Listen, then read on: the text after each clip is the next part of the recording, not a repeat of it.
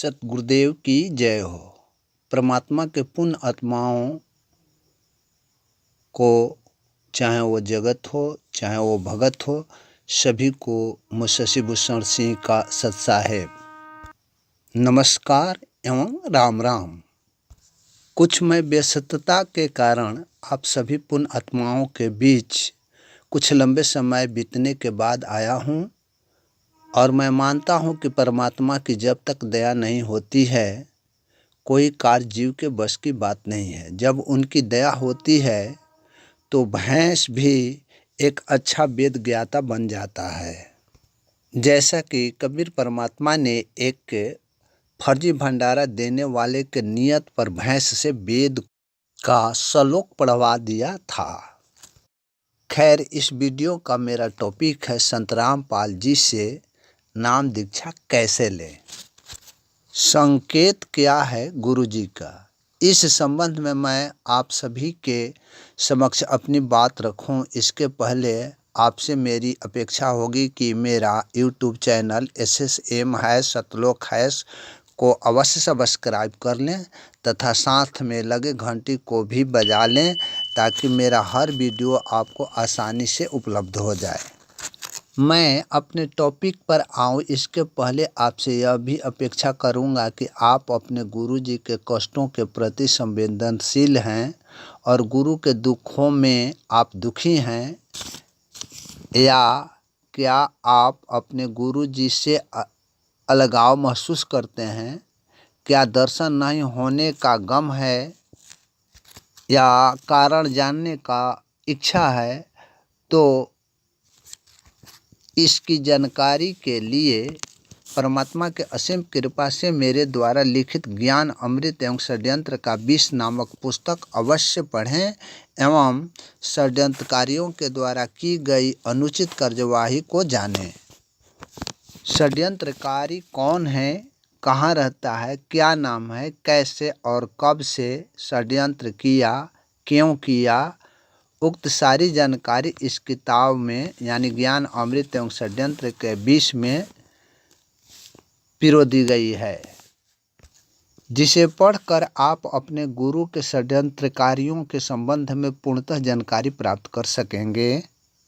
यह पुस्तक राष्ट्रीय समाज सेवा समिति पवन संजय केंद्र संचालक स्टेट जिला या संभागीय कोऑर्डिनेटरों के लिए यह पुस्तक जहर का प्याला बन गया है, क्योंकि ये सभी काल ब्रह्म के अभिकर्ता हैं।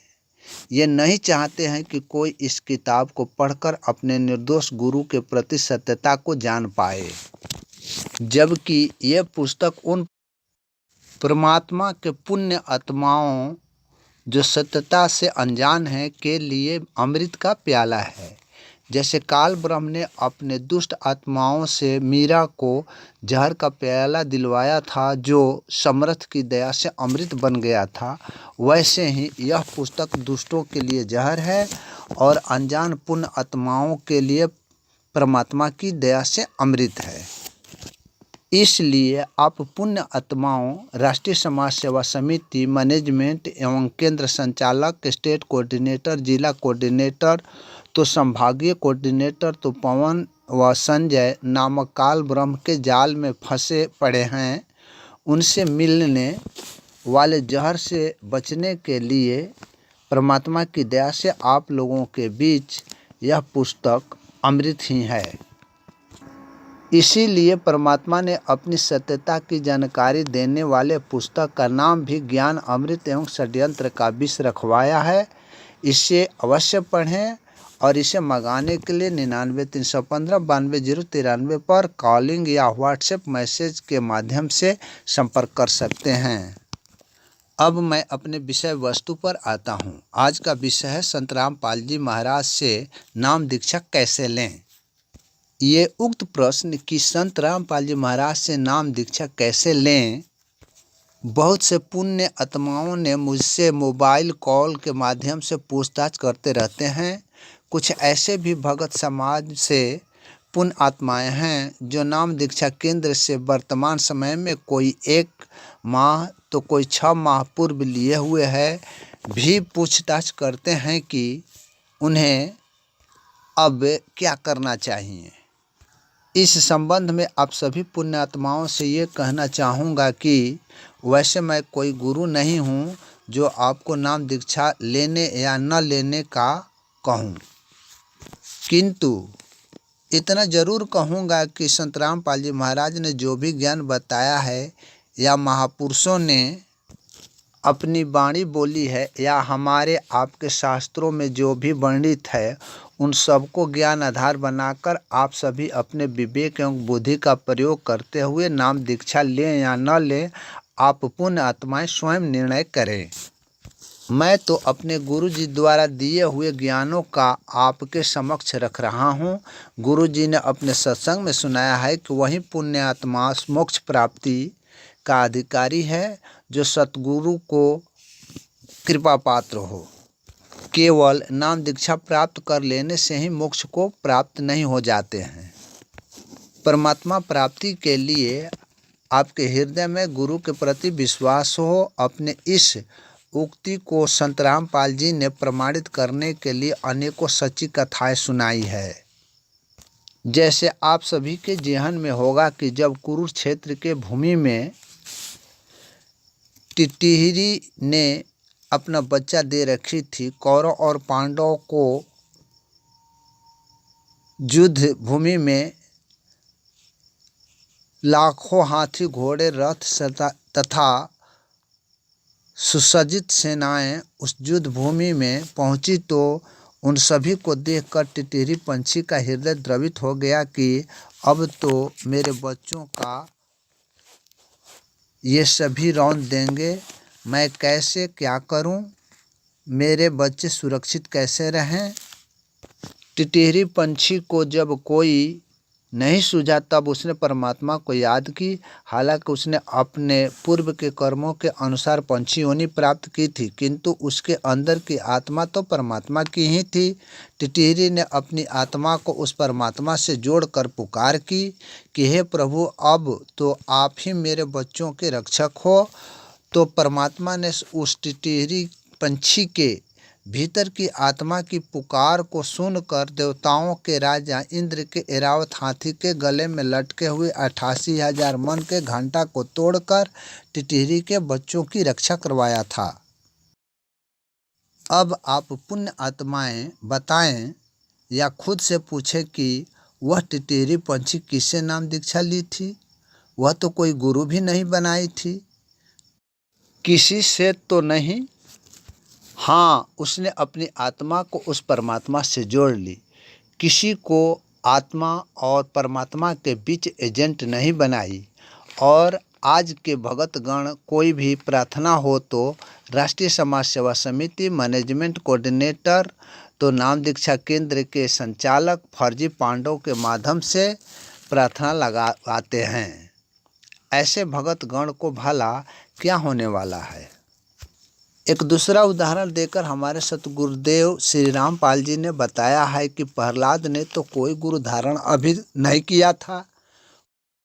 उसने तो बिल्ली के बच्चों को आंव में से सुरक्षित बिना किसी क्षति के निकलते देखा तो उसके हृदय में दृढ़ता आई कि हमारे साथ भी परमात्मा हैं, और उसने परमात्मा का नाम दीक्षा बिना प्राप्त किए ही हरि हरि मंत्र का उच्चारण करने लगा। उसने अपने हृदय से परमात्मा का होने का विश्वास हो गया था। फिर आप सभी आगे की कथा को अवश्य ही जानते हैं कि उस प्रहलाद को न तो पहाड़ कुचल सकी और न तो नदी भिगो सकी और न ही आग निगल सकी। इतना ही नहीं, अपने भक्त प्रहलाद की रक्षा के लिए परमात्मा को नरसिंह अवतार धारण करना पड़ा। अब आप पुण्य आत्माएं स्वयं सोचो कि क्या प्रहलाद कोई नाम दीक्षा लिया था? नहीं। इस तरह का अनेकों उदाहरण देकर सतगुरुदेव जी ने हम सबको समझाया है। जैसे द्रौपदी एवं फरीद खां आदि का नाम लेकर सतगुरुदेव जी ने एक अन्य उदाहरण से समझाया है कि यदि आप भारत का नागरिक हो और आपको दुबई जाना है तो आपको वास्तविक अधिकारी से पासपोर्ट बनवाने होंगे। ऐरे गैरे नथु खैरे अनाधिकारी से नकली पासपोर्ट बनवा लेने से आप दुबई नहीं जा पाएंगे और स्वयं अटपटे में पड़ जाएंगे, इसलिए अधिकारी से ही पासपोर्ट बनवाने होंगे।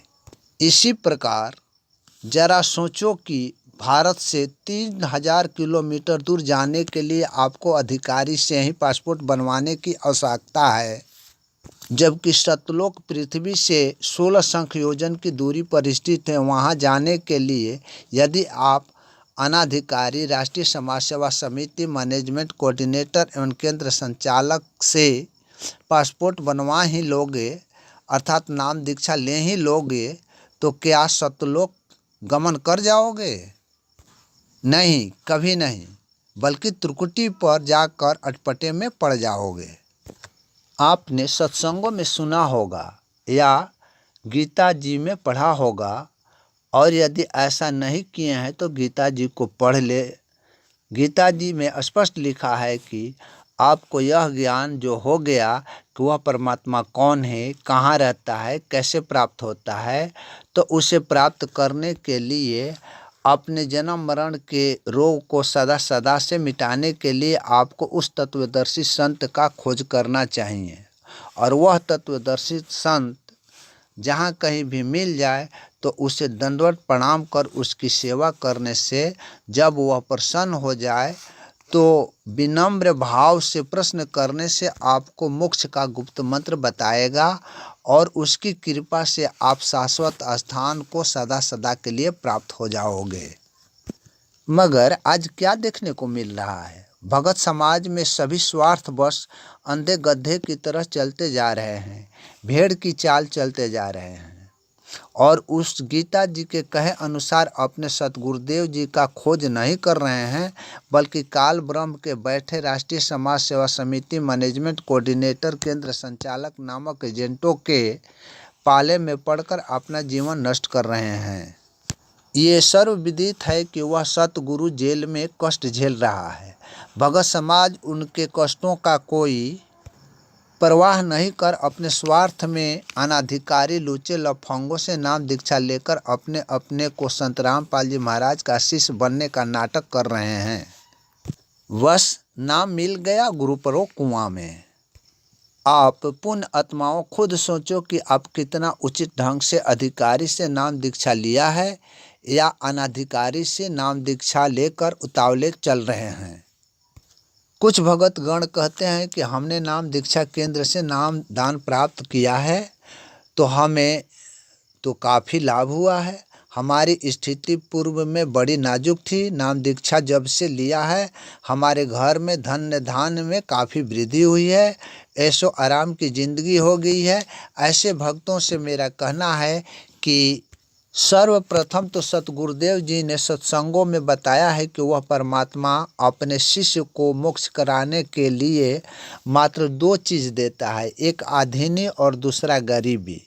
धन्य धान को तो छुड़वाया है, जैसे सुल्तान अदम इब्राहिम, गरीबदास, धर्मदास, मुलकदास आदि आदि। दूसरे शब्दों में गुरुजी ने सत्संग के माध्यम से शिक्षा दिया है कि बिजली की शक्ति का उत्पादन तो एक जगह होती है, मगर वायर के माध्यम से अनेकों जगह लगातार धारा प्रवाहित होती रहती है। उस वायर में कोई अधिकारी से कनेक्शन लेकर अपने घर में बिजली पंखा बल्ब जला रहा होता है और दूसरा कोई उसी वायर से चोरी से टोका फंसाकर घर में बिजली बल्ब पंखा चला रहा होता है, तो दोनों के घरों में समान रूप से बिजली पंखा कूलर चल रही होती है। उसके घर में भी जल रहा होता है और टोका फंसाने वाले के घर में भी चल रहा होता है। मगर जब कभी जांच हो जाए तो कौन पकड़े जाएंगे, आप सभी अच्छी तरह जानते हैं कि चोरी से जलाने वाला पकड़े जाएगा। फिर उस पीछे का जितना ऊर्जा अनाधिकारिक रूप से चलाया है उसका तो कर्ज भरने ही पड़ेंगे, साथ ही फाइन भी देने पड़ेंगे और आगे अधिकारी से कनेक्शन लेने होंगे ही होंगे, तब बिजली पंखा आदि को आगे चला सकते हैं। मानव जीवन का हिसाब किताब त्रिकुटी पर होता है। जब पंच तत्व का शरीर छोड़कर त्रिकुटी पर जाते हैं तो वहाँ जांच होगा कि आपने जो कुछ भी उपयोग किया वह अधिकारी के द्वारा प्रदत्त वस्तु का उपभोग किया है या अनाधिकारी रूप से चोरी से वस्तु का उपभोग किया है। तो उस समय आपका हिसाब किताब अच्छी ढंग से काल ब्रह्म के दरबार में देने होंगे। कोई वहाँ आपकी सफाई सुनने को नहीं होगा, नहीं मिलेगा।